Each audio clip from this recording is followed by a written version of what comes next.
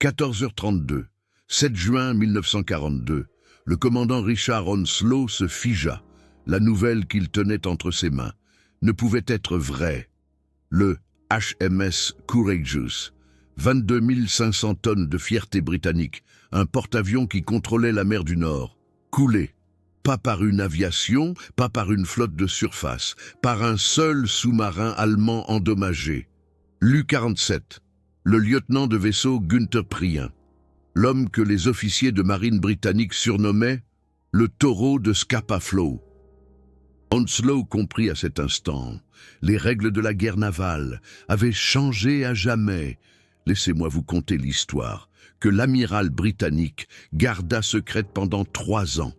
Une histoire si extraordinaire que même ses ennemis refusèrent d'y croire. Ceci n'est pas une légende, c'est un fait d'armes navales, documenté, 6 juin 1942, 18h47, Atlantique Nord, 240 km à l'ouest des Hébrides. L'U-47 plongea dans l'obscurité. 44 hommes d'équipage, un sous-marin de type ZIB, longueur 66,5 mètres, armement 14 torpilles, mission perturber le trafic marchand le long des routes d'approvisionnement britanniques. Le lieutenant de vaisseau Günther Prien se tenait dans le kiosque, 34 ans, originaire d'Osterfeld en Thuringe, diplômé de l'Académie navale de Murvik, déjà une légende. L'homme qui, en octobre 1939, avait réalisé l'impossible, pénétrer dans Scapa Flow. La base navale britannique la mieux protégée et coulé le cuirassé HMS Royal Oak, 833 marins britanniques périrent cette nuit-là. Churchill lui-même qualifia cet acte de plus audacieux de toute la guerre. Mais ce que Prien ignorait en cette soirée de juin, c'est qu'il allait faire face à un défi encore plus grand. Son second, le lieutenant de vaisseau Engelbert Andras, s'approcha de lui. Un homme d'Augsbourg, 29 ans, vétéran de 12 patrouilles de guerre. Le visage d'Andras exprimait de l'inquiétude. La réalité de la guerre sous-marine en 1942, ce n'était pas une aventure glorieuse. C'était vivre dans un cercueil d'acier de 66 mètres de long. La température intérieure oscillait entre moins 2 degrés Celsius dans l'Atlantique Nord et plus 45 degrés dans les eaux tropicales. L'humidité, en permanence, à 98%. De la moisissure sur chaque centimètre carré.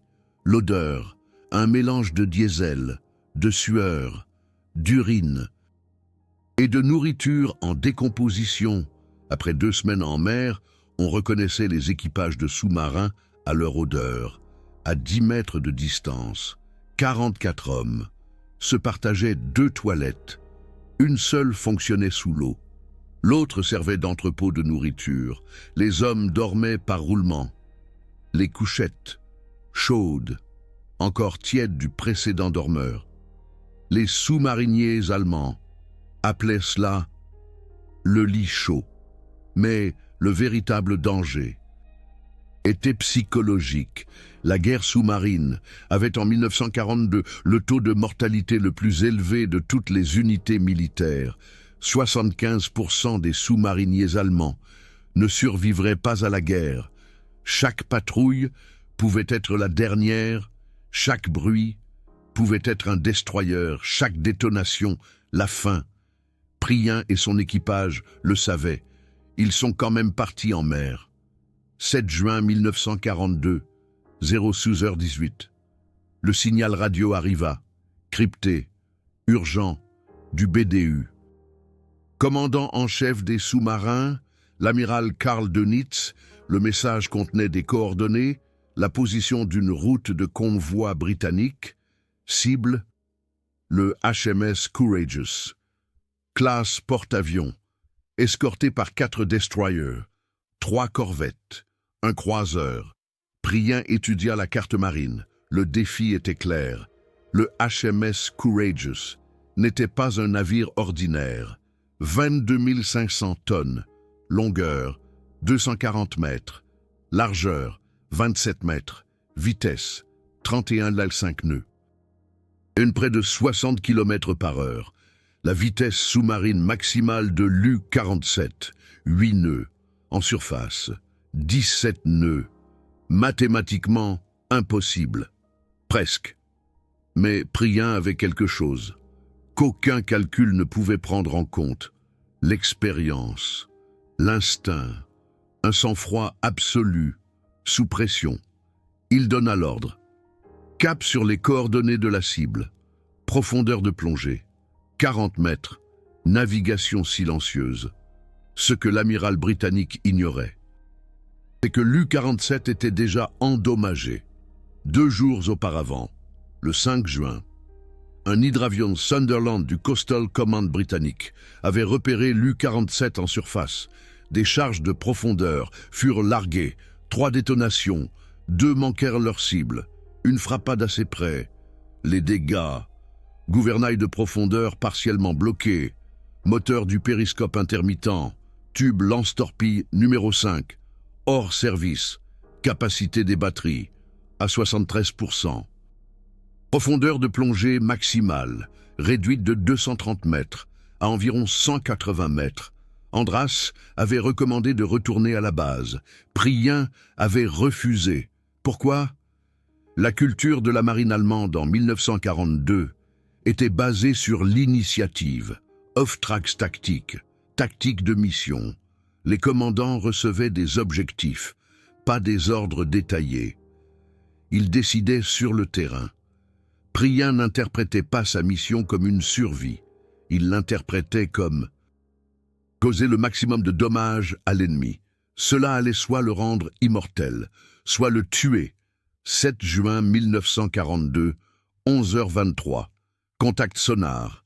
Distance, 12 000 mètres. Plusieurs cibles. Bruit d'hélice à haute fréquence. Caractéristiques des destroyers. L'escorte britannique. Prien ordonna, profondeur 60 mètres. Moteur au ralenti. Silence absolu à bord. Dans la guerre sous-marine, le contrôle du bruit était une question de survie. Le sonar britannique, l'ASDIC, fonctionnait par ondes sonores. Un seul bruit fort pouvait révéler la position. Une clé à molette qui tombe, une toux, une porte qui claque. Prien avait entraîné son équipage. Pendant la navigation silencieuse, personne ne bougeait, personne ne parlait. Même la respiration était contrôlée. Les hommes communiquaient par signes. Les chaussures étaient enlevées. Chaque pas était calculé. 11h34, le bruit du sonar s'intensifia. Ping, ping, ping. Les signaux ASDIC frappaient la coque de l'U-47. Un écho métallique résonnait à travers le sous-marin. Chaque homme savait qu'ils avaient été détectés. Où l'avaient-ils été? L'ASDIC de 1942 avait des limitations. Portée effective d'environ 1500 mètres, dans des conditions idéales. Mais l'Atlantique Nord n'était jamais idéal. Les couches de température dans l'eau distordaient les signaux. Les différences de salinité créaient de faux échos. Les courants brouillaient les calculs. Prien utilisa cela. Il connaissait la thermographie océanique, savait qu'à 60 mètres existait souvent une couche de température, de l'eau froide sous de l'eau plus chaude. Cette couche réfléchissait les signaux sonars, créait une illusion de thermocline. Il attendit, immobile. 11h47. Les bruits d'hélices s'éloignèrent. Les destroyers britanniques avaient un suivi de faux échos. Andras expira. Trop tôt, 11h52. Nouveau contact sonar, beaucoup plus grands, fréquence d'hélice plus profonde, la cible principale, le HMS Courageous. Prien leva le périscope. Coup d'œil, rapide. 7 secondes. Les périscopes créaient une vague en surface, une traînée de plumes, trop longtemps en haut, et des guetteurs le verrèrent. Ce qu'il vit fit bondir son cœur. Le HMS Courageous, en taille réelle. 240 mètres d'acier britannique. pont d'envol vide. Les avions étaient en patrouille. Accompagné du HMS Orion, un croiseur de classe Leander, 3 destroyers en contact visuel, probablement 2 autres hors de son champ de vision. Portée 8000 mètres, trop loin pour une attaque à la torpille sûre. Prien calcula, les torpilles G7IM électriques avaient une portée de 5000 mètres à 30 nœuds, mais la probabilité d'atteindre la cible diminuait drastiquement au-dessus de 3000 mètres. Le Courageous avançait à une vitesse estimée de 18 nœuds. Cap en zigzag pour éviter les attaques de sous-marins. Les angles de déviation étaient complexes. Ils devaient se rapprocher, beaucoup plus près. Mais comment? 5 navires de guerre patrouillaient la zone. Sonar ASDIC actif sur tous. Le moindre mouvement attirerait l'attention. Prien prit une décision qui allait marquer l'histoire navale. Il n'attaquerait pas. Pas encore. Il allait poursuivre. 12h03. L'U-47 commença la chasse.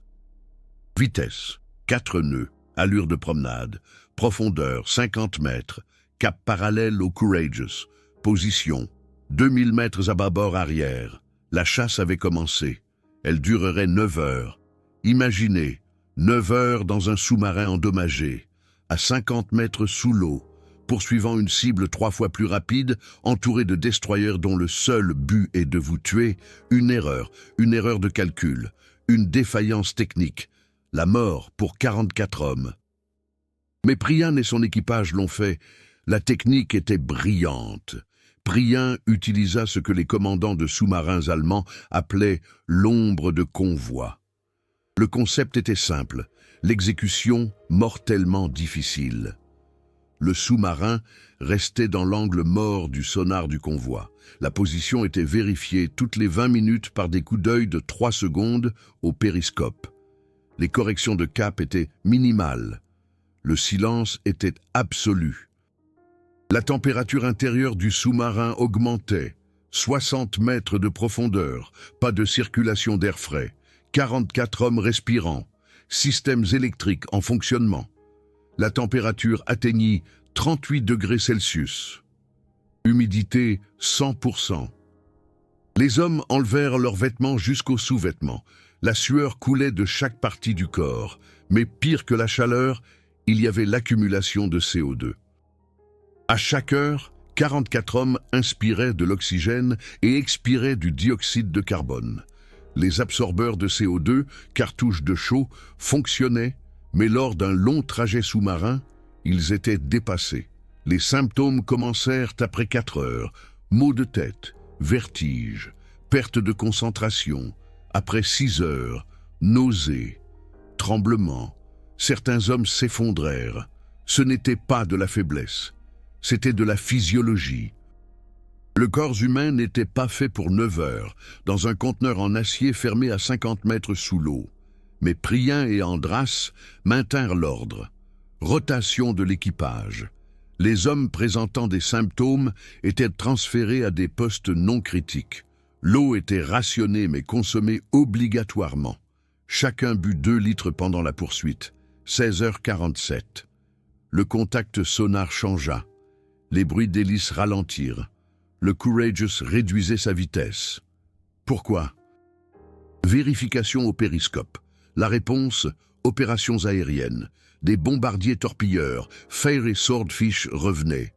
Atterrissage sur le pont d'envol. Le Courageous devait virer face au vent et réduire sa vitesse pour des atterrissages sûrs. C'était l'opportunité de Prien, peut-être la seule. Mais alors survint le problème. L'un des dommages critiques de l'U-47 se manifesta. Le tube lance-torpille 5, déjà hors service depuis l'attaque des grenades sous-marines. Maintenant, le tube lance-torpille 2 montrait un dysfonctionnement hydraulique. La porte ne s'ouvrait pas complètement. Les mécaniciens diagnostiquèrent réparable, mais cela prendrait 45 minutes. Prien était confronté à la décision. Attendre la réparation et risquer que le Courageous termine ses opérations aériennes et reprenne de la vitesse?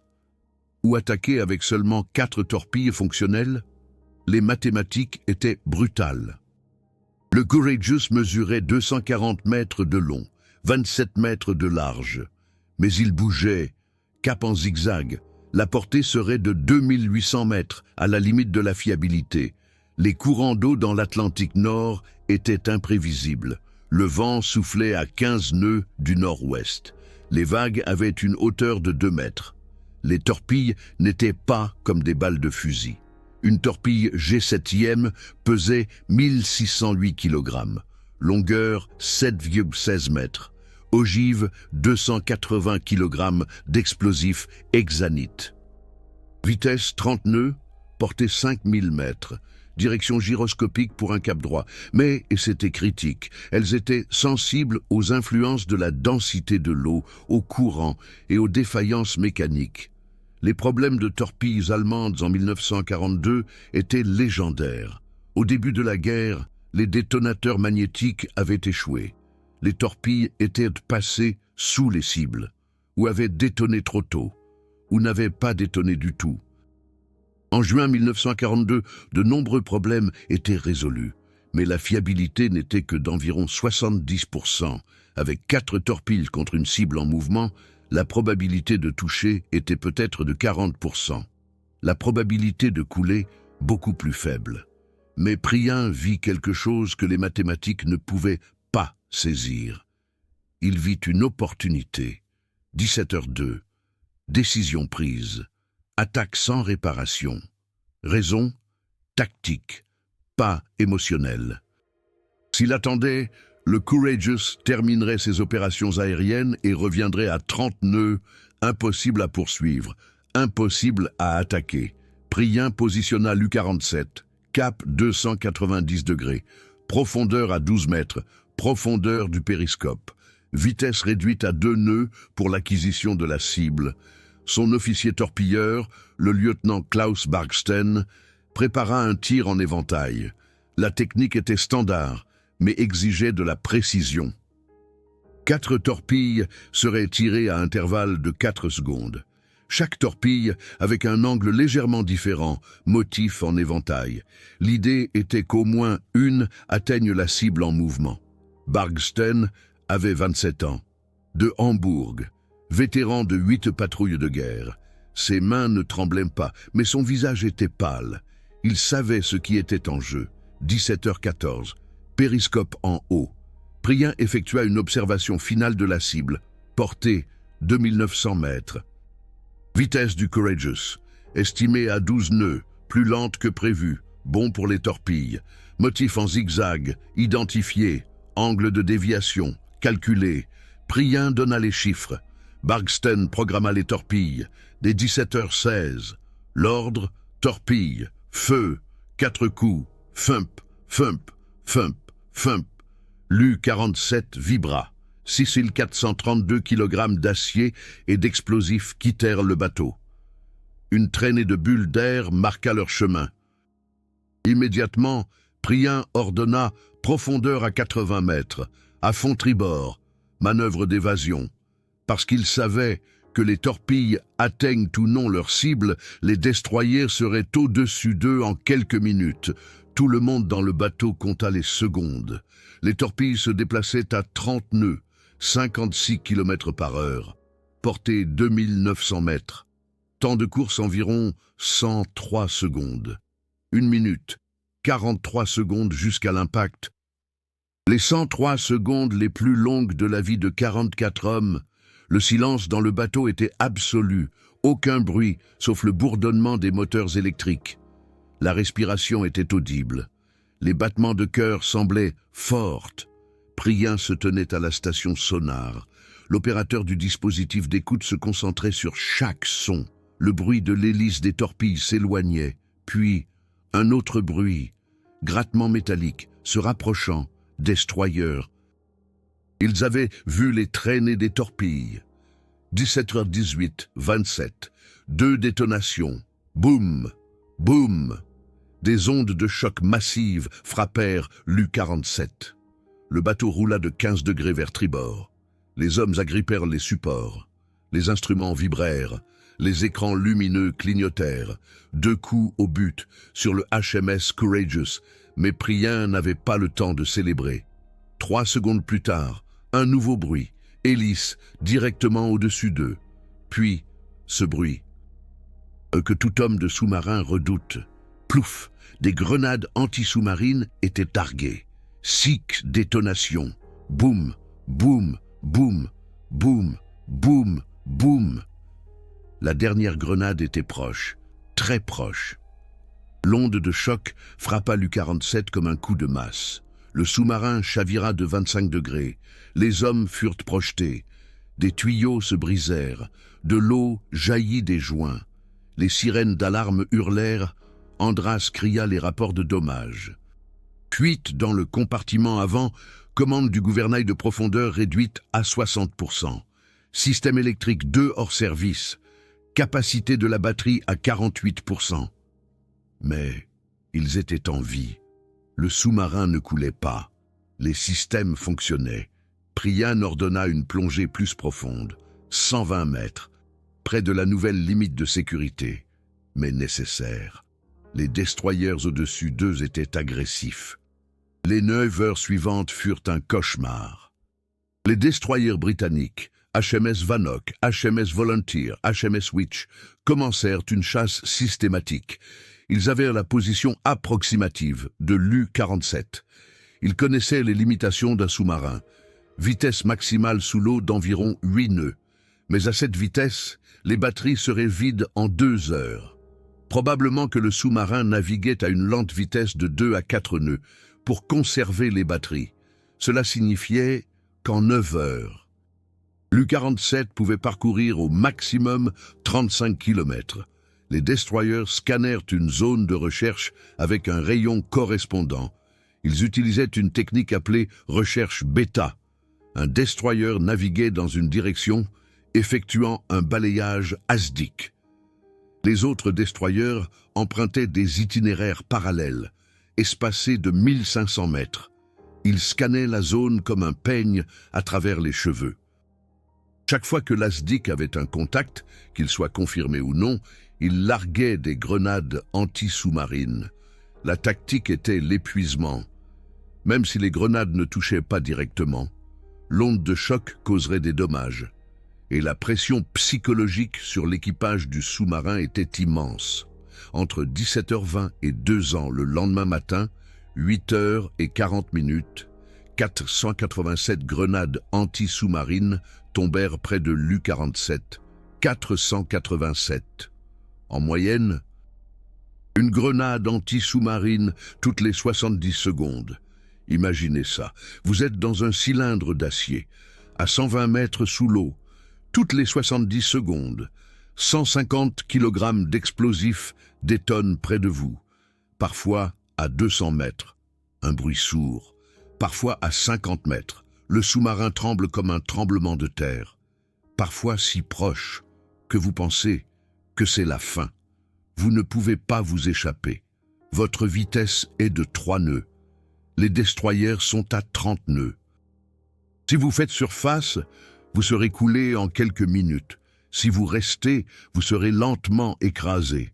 L'air se raréfiait. Les niveaux de CO2 atteignaient des valeurs critiques. Les hommes respiraient superficiellement, rapidement. Certains étaient en hyperventilation, d'autres perdèrent connaissance. L'infirmier, le maître d'équipage Alfred Reis, se déplaçait entre les hommes, vérifiant, changeant les cartouches d'absorption de CO2, essayant de maintenir tout le monde en vie et opérationnel. La capacité de la batterie diminuait, commençait à 48%, après 4 heures à 29%, après 6 heures à 18%. La limite critique était de 10%. En dessous de cela, le sous-marin n'aurait pas assez d'énergie pour faire surface et recharger les batteries via le diesel. Priyan prit des décisions brutales. Les systèmes non essentiels furent désactivés. Chauffage coupé, ventilation au minimum. Éclairage réduit à l'éclairage de secours. La température à l'intérieur du sous-marin chuta à 8 degrés Celsius. Les hommes grelottaient, mais pire que les conditions physiques était la terreur psychologique. Chaque détonation, chaque grincement de métal, chaque bruit pouvait signifier que la prochaine salve de grenades vous atteindrait. Certains hommes priaient, d'autres fixaient le vide. Certains pleuraient silencieusement. Personne n'était condamné pour cela. La guerre des sous-marins en 1942 n'était pas une question de bravoure. C'était une question de volonté contre la physiologie et la terreur. 23h47. Les attaques de grenades anti-sous-marines ralentirent. Les destroyers avaient chassé pendant 9 heures. Leurs propres réserves de carburant étaient bas. Les opérateurs sonars étaient épuisés. Certains destroyers se retirèrent pour escorter le HMS Courageous. Le navire n'avait pas été coulé, mais était gravement endommagé et devait se rendre à un dock de réparation. Priyan attendit encore 2 heures. Silence absolu. Aucun mouvement. Juste écouter. 2h03. 8 juin 1942. Contact sonar. Plus de navires de guerre détectables. Priyan donna l'ordre. Remontez. L'U-47 s'éleva lentement. 120 mètres, 100 mètres, 80 mètres, 60 mètres, à 20 mètres. Vérification au périscope. Surface vide. Ciel clair. Aucun navire visible. Ordre, surface. Ouvrez les écoutilles. L'U-47 perça la surface. Les écoutilles de la tourelle s'ouvrirent. L'air de l'Atlantique se précipita. Air froide, salé, salvateur. 44 hommes respiraient, profondément, gloutonnement. Certains toussaient, d'autres s'étouffaient. Leur corps réagissait à l'air frais après 13 heures enfermés dans un cercueil d'acier. Priyan se tenait dans la tourelle, observant la nuit. Les étoiles étaient visibles. Les vagues étaient douces. Pendant un instant, la guerre était silencieuse. Andras le rejoignit. Rapport de dommages, 2 fuites, réparées. Fonction du gouvernail de profondeur à 55%. Un tube lance-torpille, définitivement inutilisable. Capacité de la batterie à 11%, juste au-dessus de la limite critique. Ils avaient survécu par une marge de quelques points de pourcentage. Les moteurs diesel démarrent. La vibration était de la musique. Les batteries commencèrent à se recharger. Le système d'air frais fonctionnait. La température à l'intérieur du sous-marin commença à se normaliser. L'opérateur radio reçut un signal du BDU, message personnel de l'amiral Dönitz, HMS Courageous gravement endommagé. 2 impacts confirmés, escorté pour réparation, mission réussie. L'U-47 reçoit l'ordre de retourner à la base. La réponse de Priyan fut brève. Compris. Retour à l'Orient. Mais avant de mettre le cap, Priyan appela tous les hommes disponibles au poste de tourelle. 22 hommes, la moitié de l'équipage. Les autres dormaient ou étaient à leur poste, se tenaient sur le pont. Priyan parla. Ces mots furent enregistrés dans le journal de guerre. Camarades, nous avons accompli aujourd'hui quelque chose que le monde ne croira pas. Nous avons attaqué un porte-avions avec un sous-marin endommagé et 4 torpilles. Nous avons survécu à près de 500 grenades anti-sous-marines. Nous sommes en vie parce que chacun d'entre vous a fait son devoir. Ce n'est pas mon succès, c'est notre succès. Pour les camarades. Les hommes répondirent. Pour les camarades. C'était plus qu'une devise militaire. Dans la guerre des sous-marins, la camaraderie était la seule chose qui maintenait les hommes mentalement en vie. Savoir que 43 autres hommes à côté de vous étaient dans le même enfer, qu'ils souffriraient avec vous, se battraient avec vous, mourraient avec vous. Les équipages de sous-marins n'étaient pas seulement des unités militaires, c'étaient des fraternités forgées dans l'acier et la terreur. L'U-47 retourna à Lorient. Arrivé le 12 juin 1942, l'accueil fut extraordinaire. Dönitz en personne était présent. Priyan et tout son équipage reçurent des distinctions. Priyan reçut les feuilles de chêne de la Croix de Chevalier, l'une des plus hautes décorations militaires allemandes. Mais la vraie reconnaissance vint d'un endroit inattendu. L'amirauté britannique, les rapports secrets, publiés après la guerre, contenaient des analyses de la marine britannique. Un rapport du commandant Onslow, daté du 9 juin 1942, stipulait « Nous ne sommes pas face à des hommes, nous sommes face à des fantômes. Le U-47 n'aurait pas dû survivre. Mathématiquement impossible. Mais ils se sont échappés. Le lieutenant de vaisseau Prien a révolutionné la guerre navale. Nous devons repenser toute notre tactique anti-sous-marine. Un autre rapport, émanant d'un spécialiste britannique des sous-marins, le capitaine Donald McIntyre. Les commandants de sous-marins allemands comme Prien ne sont pas des ennemis, ce sont des maîtres dans leur domaine. Si j'avais 100 hommes comme Prien, nous gagnerions la guerre en 6 mois.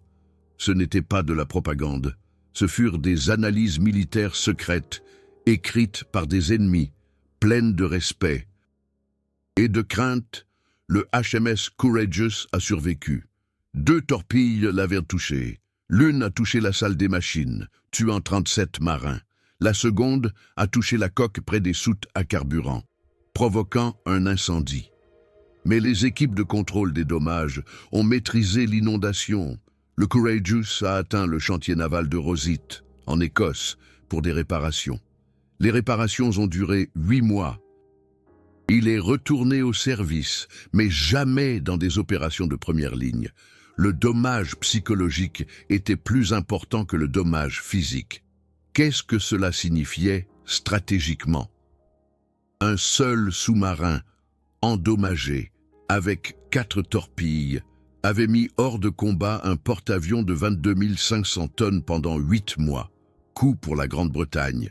5,2 millions de livres sterling pour les réparations, 37 marins morts, des centaines d'opérations aériennes annulées. Une perte psychologique incommensurable. Coûts allemands, 4 torpilles, environ 12 000 Reichsmark. Aucune perte humaine. C'était la réalité mathématique de la guerre sous-marine. Une guerre asymétrique à son plus haut niveau. Un seul commandant, 44 hommes, un bateau, pouvait influencer l'effort de guerre d'une superpuissance. L'amiral britannique a réagi. En 2 mois, les tactiques anti-sous-marines furent complètement revues. La nouvelle technologie sonar fut accélérée. Les destroyers reçurent des lanceurs de grenades anti-sous-marines supplémentaires. L'escorte des convois fut doublée. La formation des opérateurs sonars fut intensifiée.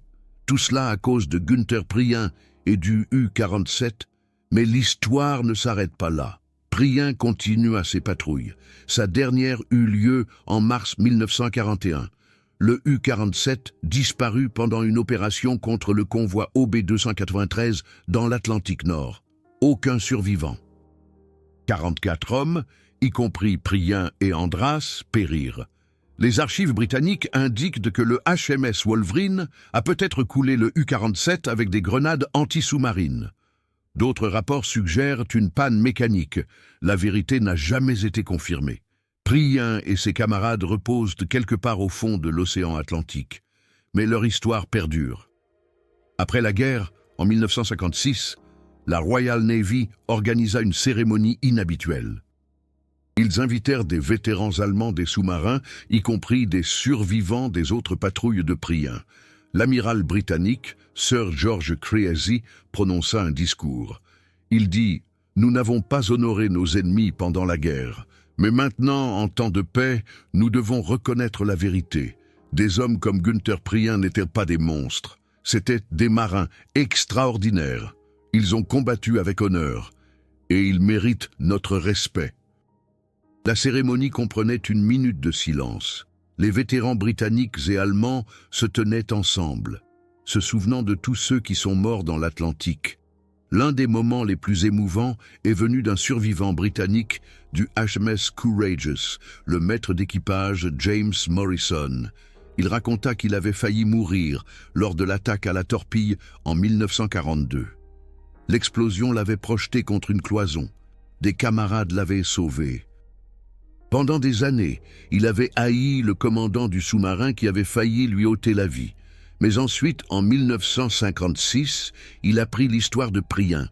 Les 13 heures sous les attaques de grenades anti-sous-marines. La décision d'attaquer avec un bateau endommagé. La survie contre des chances impossibles. Morrison dit « J'ai compris alors. Nous n'étions pas si différents. Il se battait pour ses camarades. Je me battais pour les miens. » La guerre fait de nous des ennemis. Mais l'humanité fait de nous des frères. Je pardonne à Günther Prien et j'honore sa mémoire. C'est peut-être l'héritage le plus grand de l'histoire de Prien, pas les naufrages, pas les décorations, mais le souvenir que même dans la guerre la plus brutale, le professionnalisme, le courage et la camaraderie méritent le respect, même de la part des ennemis. Aujourd'hui, le U-47 n'existe que dans les archives, mais son influence est mesurable. Les tactiques modernes des sous-marins, la navigation silencieuse, la tromperie de la thermocline, le suivi des convois, ont été perfectionnés par des commandants comme Prien. Les académies navales du monde entier étudient ces attaques. Ces décisions sont analysées dans les cours tactiques. Des documents récemment déclassifiés des archives britanniques révèlent d'autres détails. Un opérateur sonar du HMS Vanoc, qui participa à la chasse de 13 heures, écrivit dans son journal « Nous avons largué près de 500 grenades anti-sous-marines. J'étais sûr que nous les avions tuées. Puis, des semaines plus tard, j'ai entendu dire que le U-47 était retourné à l'Orient. Je n'arrivais pas à le croire. Soit ils avaient une chance incroyable, soit ils étaient incroyablement bons. Je pense que c'était les deux. Les chiffres racontent une histoire d'impossibilité. 4 torpilles contre un porte-avions, 2 impacts, 487 grenades anti-sous-marines encaissées, 13 heures de chasse, 44 hommes dans un bateau endommagé. Tous ont survécu. Mathématiquement, cela n'aurait pas dû arriver. Mais c'est arrivé. Parce que des hommes comme Günther Prien, Engelbert Andras, Klaus Bargsten et 41 autres l'ont rendu possible, avec compétence, avec volonté, avec un refus absolu d'abandonner. Ceci n'est pas une glorification de la guerre. La guerre est un enfer. 44 hommes du U-47 sont morts plus tard. Des milliers de marins britanniques sont morts dans l'Atlantique. Les deux camps ont souffert. Les deux camps ont perdu. Mais à l'intérieur de cet enfer, il y a eu des moments d'accomplissement humain extraordinaires, des moments où des hommes ont dépassé leurs propres limites, non pas à cause de l'idéologie, non pas à cause de la haine, mais à cause du devoir, de la camaraderie et de l'instinct fondamental de survie. Günther Prien et le U-47 représentent l'un de ces moments, une histoire si extraordinaire que même les ennemis ne voulaient pas y croire. Mais les preuves sont irréfutables. Journaux de guerre, actes de l'amiral, témoignages des survivants, tous confirment la même chose. En cette soirée de juin 1942, 44 hommes, dans un cylindre d'acier endommagé, ont écrit l'histoire navale. Ils ont prouvé que même lorsque les mathématiques disent l'impossibilité, la détermination humaine peut décider autrement. Ce ne sont pas que des statistiques tirées d'archives poussiéreuses. Ce sont les moments qui ont décidé du sort de millions. De vrais soldats, une vraie peur, de vraies conséquences. Ces histoires ne doivent jamais être oubliées. Si ces vérités historiques vous importent, soutenez-nous avec les Super Thanks de YouTube. Le cœur doré en bas. Chaque Super Thanks me permet de passer des semaines dans les archives, de numériser des documents rares, d'interviewer les derniers témoins et d'analyser des documents de l'amirauté britannique récemment déclassifiés. Aidez-moi à préserver cette histoire pour les générations futures. Que s'est-il passé après 1942? L'héritage de l'U-47 s'est amplifié. Prien est devenu une figure internationale. La propagande de Goebbels a exploité ses succès. Mais Prien lui-même est resté modeste. Dans ses interviews, il parlait toujours de son équipage, jamais de lui-même. Une histoire partagée par les survivants. Lors de la dernière permission à terre de Prien, en janvier 1941, il a rendu visite à la famille d'un membre d'équipage décédé. L'homme était mort lors d'une patrouille précédente.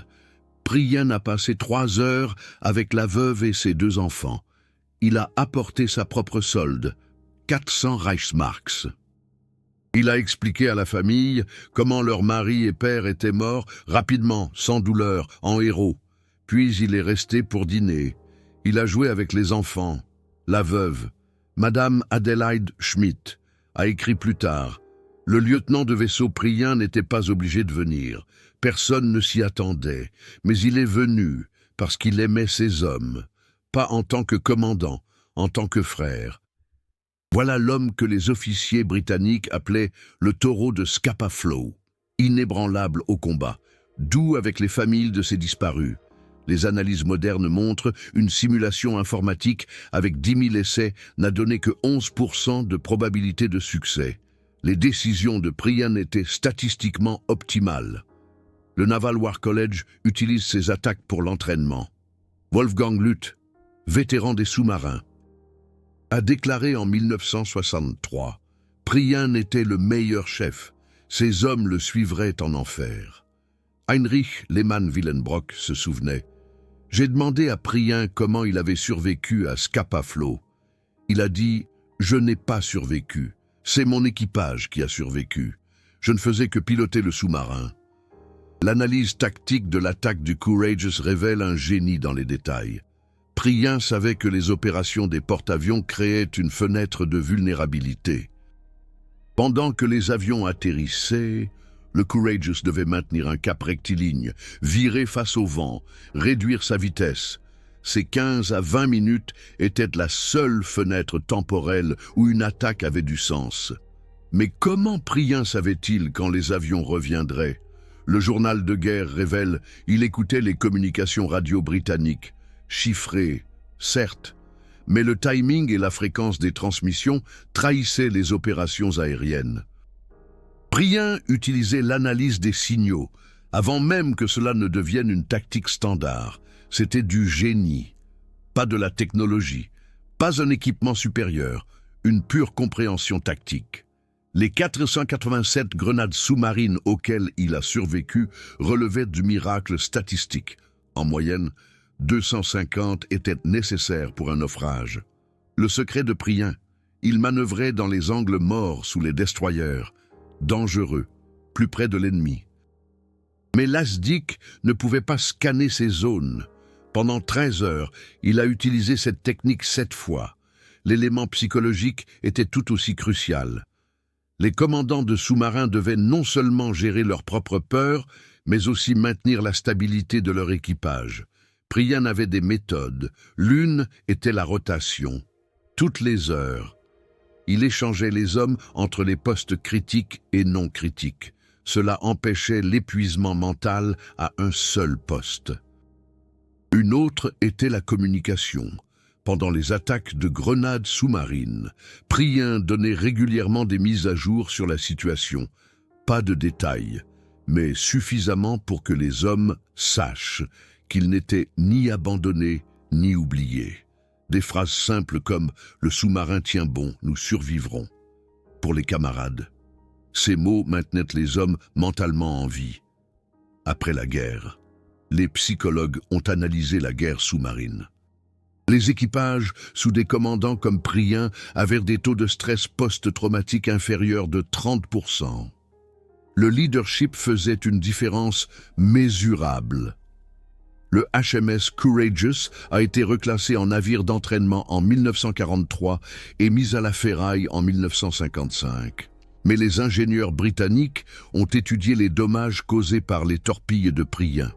Un rapport décrit pénétration de 4,2 mètres, fissure de 7,3 mètres dans la coque. La technologie des torpilles allemandes était supérieure à la nôtre. La vie personnelle de Günther Prien était peu connue. Il était marié et avait 3 enfants. Sa femme, Ingeborg Prien, lui a survécu de 40 ans. Elle parlait rarement de lui en public, mais dans une rare interview en 1978, elle a dit « Günther n'était pas un guerrier. Il était marin. Il aimait l'océan, pas la guerre.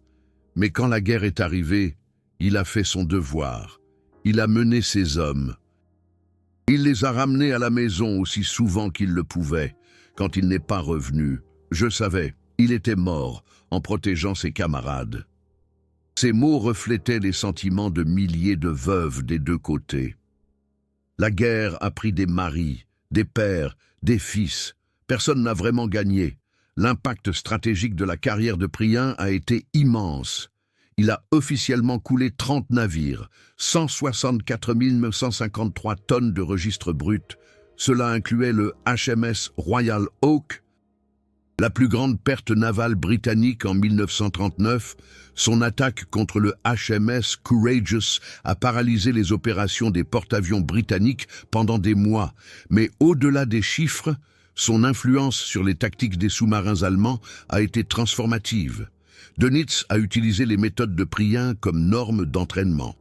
Les nouveaux commandants étudiaient ces journaux de guerre. Ces techniques sont devenues la doctrine des sous-marins. Un exemple, l'utilisation par Prien d'une poursuite de plusieurs heures avant l'attaque. Avant lui, les attaques de sous-marins étaient principalement opportunistes. Voir une cible, tirer une torpille. Prien a démontré qu'une poursuite patiente, en attendant une position optimale, doublait les taux de réussite. Après 1940, c'est devenu la procédure standard. Autre exemple, la tromperie de la thermocline. Prien utilisait les couches de température de l'océan pour confondre le sonar. Il étudiait la thermographie de l'eau pour chaque région où il opérait. D'autres commandants ont copié cela. En 1942, chaque sous-marin allemand avait des cartes de température pour l'Atlantique, la Méditerranée, la mer du Nord. Voilà l'héritage intellectuel de Prien. Il n'était pas seulement un combattant, il était un penseur, un innovateur, un enseignant. Les membres de son équipage qui ont survécu, 15 hommes de différentes patrouilles, sont tous devenus des commandants ou des officiers accomplis. Ils ont continué à diffuser les enseignements de Prien. En ce sens, Prien vivait à travers ses camarades. L'histoire humaine derrière les chiffres est poignante. Chacun des 44 hommes à bord de l'U-47 avait une famille, des histoires, des rêves. Lorsque l'U-47 a disparu en mars 1941, il a laissé 44 familles en deuil. L'une de ces familles était celle d'Alfred Reiss, le quartier-maître, l'infirmier, sa fille. Léa Reiss avait 7 ans lorsque son père n'est pas revenu. Dans une interview en 2003, elle avait 69 ans. Elle a raconté « Je me souviens du jour où nous avons reçu la nouvelle. Ma mère n'a pas pleuré. Elle est restée immobile. Puis elle nous a pris, mon frère et moi, et elle a dit « Votre père était un héros. Il est mort avec ses camarades. Nous l'honorerons en étant forts. » Léa a poursuivi « Pendant des décennies, nous ne savions pas comment il était mort, où il était mort. C'était le plus dur. Pas de funérailles, pas de tombe. Seulement l'océan. Mais ensuite, dans les années 1990, j'ai découvert le lieutenant de vaisseau Prien, son leadership, la manière dont il protégeait ses hommes. Et j'ai compris. Mon père est mort sous les ordres du meilleur commandant qu'il aurait pu avoir. Des histoires comme celle-ci existent pour chacun de ces 44 hommes, 44 familles, 44 deuils, multipliés par des milliers d'équipages de sous-marins. La guerre n'est pas une saga héroïque, c'est une tragédie à l'échelle industrielle. Mais au sein de cette tragédie, des moments d'humanité, de camaraderie, de sacrifice. L'histoire de Prien en est un. Qu'est-ce qui vous a le plus marqué? Beaucoup de spectateurs ont partagé des histoires familiales incroyables. Des grands-pères qui ont servi à bord de sous-marins, des lettres retrouvées dans des greniers, des journaux de guerre qui ont traversé les générations. Partagez vos histoires familiales de cette époque dans les commentaires. Chaque commentaire est un fragment d'histoire que nous préservons ensemble. Aujourd'hui, U-47 repose quelque part dans l'Atlantique Nord. Tombeau de 44 hommes. La position exacte est inconnue. L'eau y a une profondeur de 3000 mètres. Le sous-marin gît dans une obscurité éternelle, mais leur histoire ne s'arrête pas là. Elle vit dans les archives, dans les livres, dans les cours de formation, dans les souvenirs des descendants, dans le respect d'anciens ennemis. Sir Winston Churchill, dans ses mémoires, a écrit à propos de la guerre des sous-marins. La seule chose qui m'a vraiment effrayé pendant la guerre, c'était la menace des sous-marins. Les commandants de sous-marins allemands comme Prien étaient brillants. Si nous n'avions pas percé Enigma, si nous n'avions pas développé le radar, si nous n'avions pas déchiffré leur code, ils auraient gagné. C'était Churchill, l'homme qui a combattu l'Allemagne, reconnaissant la menace et la capacité des commandants de sous-marins allemands. Les statistiques finales de la carrière de Prien racontent tout. 10 patrouilles de guerre, 244 jours en mer, 30 navires coulés, 164 953 tonnes, un porte-avions estropié, 0 perte propre jusqu'à sa dernière patrouille, 100% de son équipage a survécu sous son commandement jusqu'à sa propre mort. Ces chiffres représentent un leadership extraordinaire, de l'habileté, de la détermination, mais plus que cela, ils représentent 44 hommes qui se faisaient confiance, qui se sont battus ensemble, qui sont morts ensemble pour les camarades. C'était la devise de Prien. C'était son héritage. C'était la raison pour laquelle les hommes le suivaient en enfer, parce qu'ils savaient qu'il serait là avec eux. Günther Prien, lieutenant de vaisseau, croix de chevalier avec feuille de chêne, commandant de U-47, né le 16 janvier 1908 à Osterfeld, en Thuringe. Mort le 7 mars 1941 dans l'Atlantique Nord. 33 ans. Lui et ses 43 camarades reposent quelque part au fond de l'océan. Oubliés du monde? Non, jamais. Leur histoire est racontée, de génération en génération. D'ennemi à ancien ennemi, par des historiens en quête de vérité. Il ne s'agit pas de glorification. Il s'agit de souvenirs, de reconnaissance d'une performance humaine extraordinaire dans des circonstances impossibles. 7 juin 1942, un sous-marin endommagé, 4 torpilles, 9 heures de poursuite, 13 heures de fuite sous 487 grenades sous-marines, 44 hommes. Tous ont survécu ce jour-là. Les chiffres semblaient dicter l'impossibilité, mais les hommes l'ont rendu possible. Pour les camarades, pour le devoir, pour la survie, pour les uns et les autres, c'est l'histoire de U-47 et de l'attaque contre le HMS Courageous, une histoire que même les ennemis ne voulaient pas croire. Mais chaque ligne est documentée, chaque détail vérifié. Journaux de guerre, actes de l'amiral, témoignages de survivants. Tous confirment la même vérité impossible. Parfois, la vérité est plus étonnante que la fiction. C'est l'un de ces moments.